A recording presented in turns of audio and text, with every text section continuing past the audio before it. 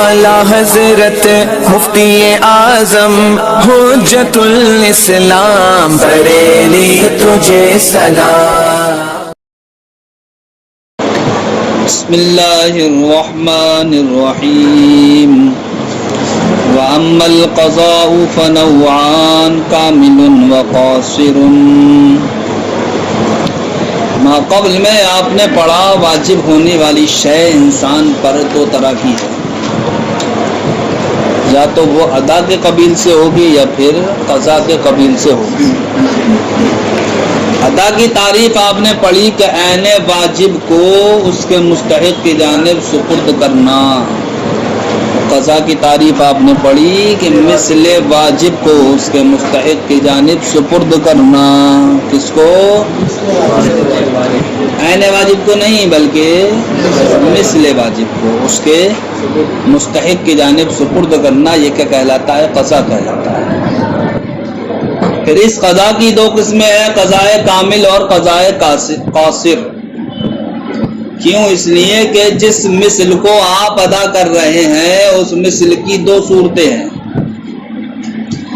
या तो जिसके जरिए से आप अदायगी कर रहे हैं वो ऐसा मिसल होगा जो सूरतन भी मिसल होगा और मानन भी क्या होगा? मिसल होगा। हू बहू वही होगा, लेकिन ब्यायन ही वो नहीं होगा, बल्कि उसका उस जैसा दूसरा होगा। तो वो सूरतन भी मिसल होगा और मानन भी क्या होगा? मिसल होगा। मसलन आपने किसी से गेहूं को गसब कर लिया, गेहूं को, तो अब उस गसब शुदा गेहूं को तो आपने कहीं और खर्च कर दिया, हलाक कर दिया, कुछ भी कर दिया। अब आप पर वही उतने गेहूं क्या लाजिम है या नहीं है? उसके लौटाना जिसके आपने गसब किए हैं। अब आपने क्या किया साहब? गेहूं के बदले गेहूं को ही लौटाया। तो देखो ये गेहूं जिसको आप लौटा रहे हो, ये उस गेहूं की सूरतन भी तरह है या नहीं है?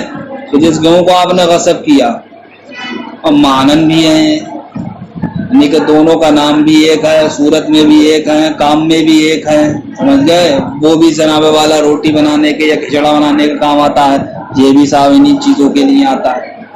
तो ये जाहिरन भी एक हुए, और ये किस काम के लिए इस्तेमाल किए जाते हैं? मानन, वो भी क्या होगा? एक होगा। तो ये क्या कहलाएगा? ये मिसले कामिल कहलाएगा।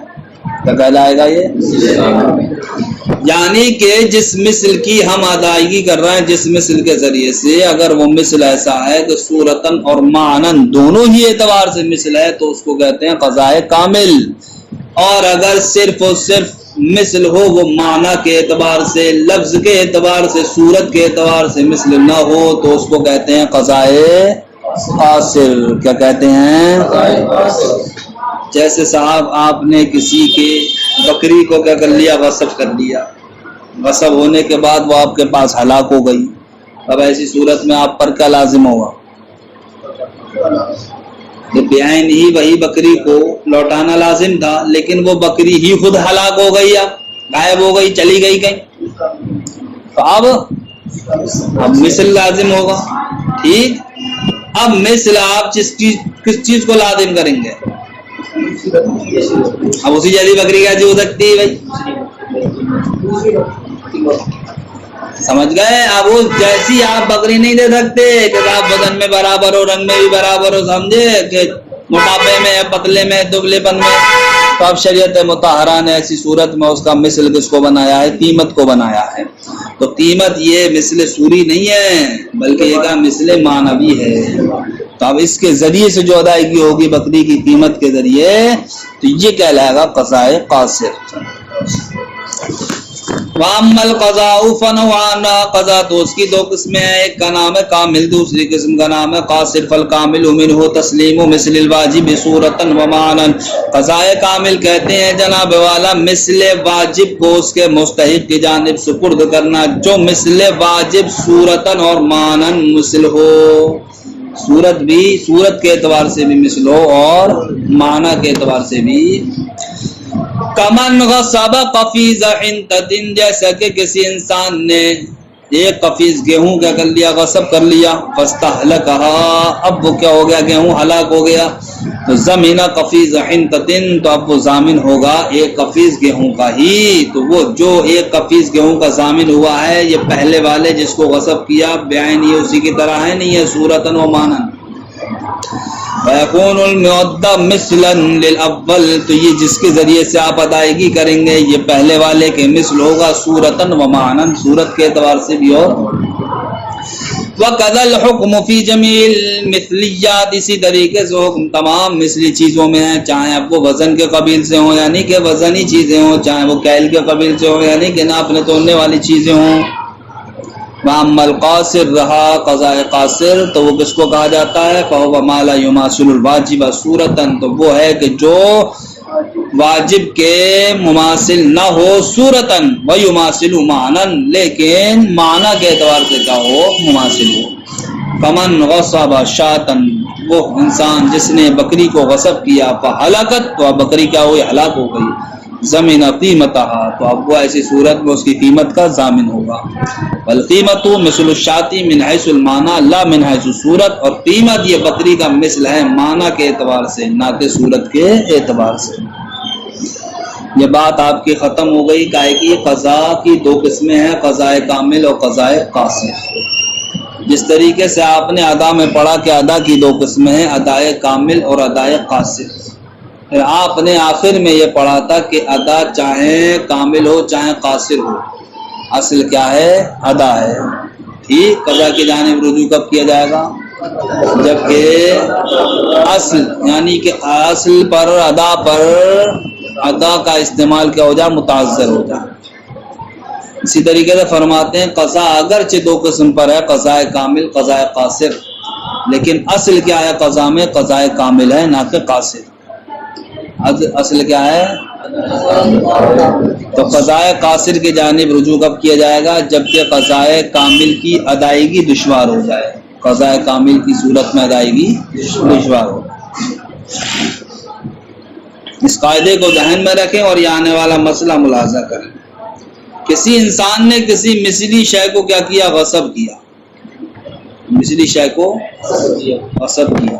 اب غاصب کے قبضے میں ہی وہ شے کیا ہو گئی؟ ہلاک ہو گئی. کیا ہو گئی؟ وہ ہلاک ہو گئی. تب ایسی صورت میں جناب والا کیا اس پر لازم ہوگا؟ قیمت لازم ہوگی. کیا ہوگی صاحب؟ قیمت. ویسے تو جناب والا اس پر بعین ہی ایسی چیز لازم ہونا چاہیے جو ہلاک ہونے والی شے کے صورت اور معنن دونوں ہی کیا ہو؟ مماثل ہو. اس لیے کہ اولاً قضا قائے کے ذریعے سے جائز ہے قضاء کامل کی صورت میں. اب کامل قضا کون سی ہے؟ جو صورت اور معنن دونوں ہی اعتبار سے کیا ہو؟ مثل. اولاً کون سی شے اس پر لازم ہونا چاہیے تھی؟ جو ہلاک شدہ چیز کے صورت اور معنی دونوں ہی اعتبار سے کیا ہوتی؟ مثل ہوتی. لیکن معاملہ یہ ہوا کہ عجیب اتفاق ہے کہ جس چیز کو اس نے غصب کیا وہ چیز ہلاک بھی ہو گئی ادھر، اور بازار میں آنا بھی بند ہو گئی. بازار میں آنا بھی بند ہو گئی. اب بتاؤ وہ کس صورت میں اس کا مثل ادا کر سکتا ہے؟ اب وہ قیمت کے ذریعے ہی تو کرے گا ادا. اب سوال یہ ہے کہ قیمت کا اعتبار کب سے ہوگا؟ جس دن اس نے جس چیز کو غصب کیا ہے اس دن سے ہوگا، یا پھر جس دن اس کا یہ معاملہ ظاہر ہوا کہ اب بازار میں آنا بھی یہ شے ختم ہو گئی ہے، اس دن اس کی جو قیمت تھی اس دن سے ہوگا. بتائیے. جس دن شے مغصوب کو غصب کیا تو اس دن شے مغصوب کی جو قیمت تھی اسی قیمت کا اعتبار ہوگا، یا پھر جب قاضی کی بارگاہ میں یہ فیصلہ قاضی کی بارگاہ میں یہ مقدمہ لے جایا گیا اور قاضی صاحب نے فیصلہ سنایا، تحقیقوں کی کروائی، تو آج پتہ چل رہا ہے کہ صاحب اب یہ چیز بازار میں مل ہی نہیں رہی ہے. یہ چیز بازار میں مل ہی نہیں رہی ہے. تو آج کے اعتبار سے قیمت لازم ہوگی یا جس دن اس نے غصب کیا تھا اس دن کی اعتبار سے قیمت لازم ہوگی؟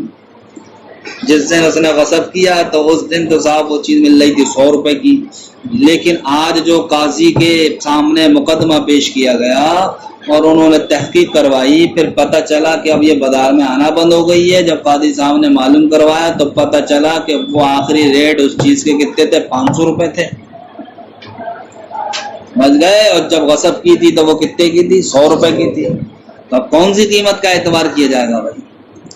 تو فرماتے ہیں مصنف علیہ الرحمہ، ایسی صورت میں جب یہ ظاہر ہوا کہ فلاں چیز بازار میں ملنا ختم ہو گئی ہے، اس دن کی قیمت کا اعتبار ہوگا۔ کس دن کی قیمت کا؟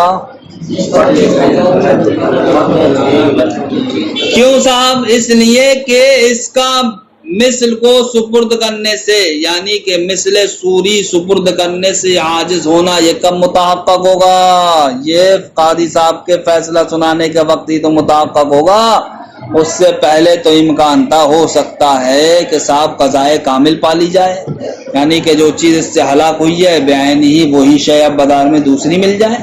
لیکن جب قاضی صاحب کی بارگاہ میں فیصلہ پہنچ گیا، قاضی صاحب نے تحقیق کروائی تو پتہ چلا کہ وہ چیز بازار میں مل ہی نہیں رہی ہے، تو اب اسی کے مثل صورت کے اعتبار سے وہ چیز دینے سے قاصر ہو گیا نہیں ہو گیا، عاجز ہو گیا یا نہیں ہوا؟ تو یہ عجز اس کا کب ظاہر ہوا ہے؟ جب فیصلہ قاضی صاحب کی بارگاہ میں پہنچا ہے۔ یار عجز اب ظاہر ہوا ہے تو اب قیمت بھی ابھی کا اعتبار ہوگا، پہلی والی قیمت کا اعتبار نہیں ہوگا۔ اس لیے کہ پہلے تو ممکن تھا وہ قضائے کامل کر لیتا، لیکن اب جب قاضی صاحب کی بارگاہ میں مسئلہ پہنچ گیا تو اب قضائے کامل والی صورت ختم ہو گئی، اب صرف اور صرف قضائے قاصر والی صورت بچی۔ وہ کیا ہے؟ قیمت ہے۔ تو اب قیمت بھی آج ہی کا اعتبار ہوگا جب قاضی صاحب کی بارگاہ میں فیصلہ ہے، سمجھ گئے؟ فرماتے ہیں ولا صروف القضاء ہی الکامل، اصل قضاء میں کیا کامل ہے؟ وعلی ھذا، اسی بنیاد پر امام اعظم رحمۃ اللہ تعالی علیہ نے فرمایا اذا غصب مثلیا، جب کسی انسان نے کسی مثلی شے کو غصب کیا، فہلک فی یدہ، تو وہ غاصب کے قبضے میں شے ہلاک ہو گئی، وانقطع ذلک عن ایدی الناس، اور وہ چیز لوگوں کے ہاتھوں سے بھی منقطع ہو گئی، تب ایسی صورت میں ضمن قیمتہ، وہ اس کی قیمت کا ضامن ہوگا یوم الخصومتی۔ سمجھ گئے؟ کون سی دن کی قیمت کا؟ خصومت کے دن کا۔ خصومت کا دن سے مراد کیا ہے؟ جب قاضی صاحب کی بارگاہ میں فیصلہ پہنچے گا۔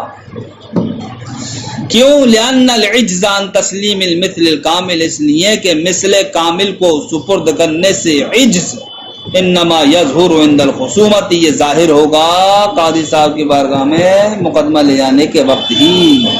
فاما قبل الخصومتی، رہا بارگاہ میں فیصلہ لے جانے سے، مقدمہ لے جانے سے پہلے، فلا لتصور حصول المثل من کل وجہ، تو جناب والا من کل وجہ، مثل کے حصول کے تصور نہ ہونے کی وجہ سے،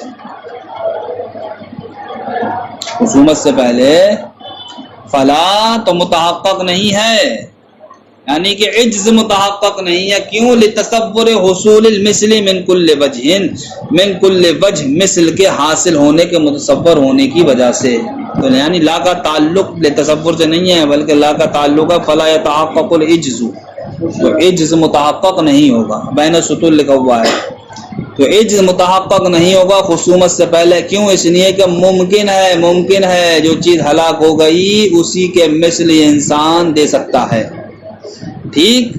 تو اب پہلے کیا تھا؟ ممکن تھا، لیکن اب جناب والا جب قاضی صاحب کی بارگاہ میں یہ مقدمہ پہنچا تو اب یہ ظاہر ہو گیا کہ صاحب اب یہ بازار میں مل ہی نہیں رہی، تو اب ممکن نہیں رہا، تو اب اس چیز کو جو صورت کے اعتبار سے مثل تھا اس کو دینے سے عاجز یہ کب ہوا ہے؟ جب قاضی صاحب کی بارگاہ میں مقدمہ پہنچا ہے۔ لہٰذا اب قیمت کا بھی اعتبار اسی دن کا ہوگا جس دن قاضی صاحب کی بارگاہ میں اس کا عجز کیا ہوا؟ ظاہر ہوا۔ سمجھ گئے بھائی؟